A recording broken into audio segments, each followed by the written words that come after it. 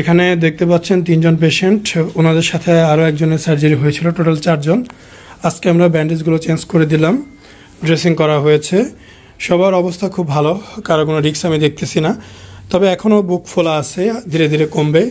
প্রতিটা মানুষের দৈহিক গঠন ভিন্ন রকম থাকে, সবার একই রকম না। ওনার চেস্ট মাসেল কম, ওনার চেস্ট মাসেল ভালো, এই এরিয়াটা উঁচা। ওনার আবার বডি ফ্ল্যাট, এখানে ওর যেমন ওরটাও ফ্ল্যাট বডি। তো বিভিন্ন মানুষের দৈহিক গঠন ভিন্ন রকম, তো এর জন্য রেজাল্ট এক একজনের কাছে এক এক রকম লাগবে। দিন শেষে যখন শুকায় যাবে তখন কিন্তু ভালো লাগবে।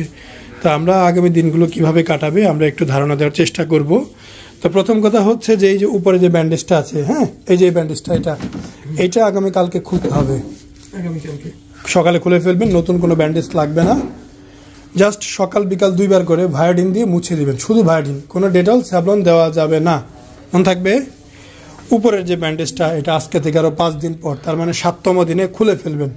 নতুন ব্যান্ডেজ লাগবে না, সকাল বিকাল ভায়োডিন দিয়ে পরিষ্কার করতে হবে। এখন থেকেই গামছা ভিজিয়ে চিপে এই বুকটা মুছে নেবেন, যাতে বুকে ঘামের দুর্গন্ধ না করে। ঠিক আছে? আগামী 7 দিন, আজকে থেকে আরও 5 দিন পর্যন্ত শার্ট ছাড়া কিছু পরা যাবে না, পাঞ্জাবি গেঞ্জি পরা যাবে না, হাত উপরে তোলা যাবে না, মোছামুছি করা যাবে না। এখন থেকে কাত হয়ে শোয়া যাবে, কোনো প্রবলেম নাই। 7 দিন হয়ে গেলে বুকের মধ্যে নারিকেল তেল বা সরিষার তেল দিয়ে বুকটা মালিশ করবেন। এইভাবে ডলে ডলে মালিশ করবেন। মালিশ করলে ব্লাড সার্কুলেশন বাড়বে, দ্রুত ঘাগুলো শুকাবে। এবং হাত আস্তে আস্তে তুলবেন, আস্তে আস্তে নামাবেন। 2 হাত একসাথে, সকাল বিকাল রাত, হ্যাঁ, আস্তে আস্তে, হ্যাঁ, তুলবেন যতটুকু তোলা যায়। আজকে যেমন 2 দিনে কতটুকু তোলা গেছে, একটু টান লাগে, এইভাবে 7 দিন পর অনেকটাই তোলা যাবে। তো আস্তে আস্তে তুলবেন, আস্তে আস্তে নামাবেন। 20 বার তুলবেন, 20 বার নামাবেন। সকালে 20 বার, দুপুরে 20 বার, রাতে 20 বার। সকালে এবং রাতে 2 বার করে তেল দিয়ে মালিশ করবেন। বুকে কোনো রকম স্যাভলন ডেটল দেওয়া যাবে না।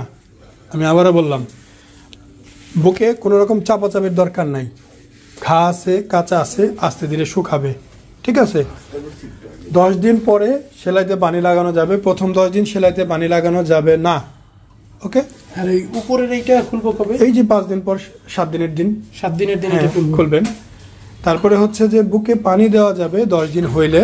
14 থেকে 21 দিনের মধ্যে যখন সেলাই শুকায় যাবে কেটে নেবেন। 14 থেকে 21 দিনের মধ্যে।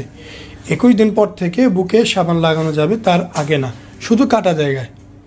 এখন থেকে মোটরসাইকেল, বাইসাইকেল আগামী 15 দিন 1 মাস চালাবেন না। যদি জীবন জীবিকা হয় তাহলে 15 দিন পর চালান।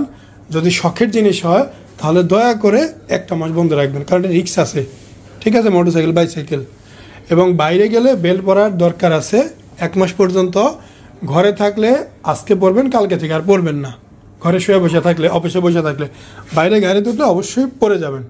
ঘরে থাকলে পরা লাগবে না, পরা লাগবে না।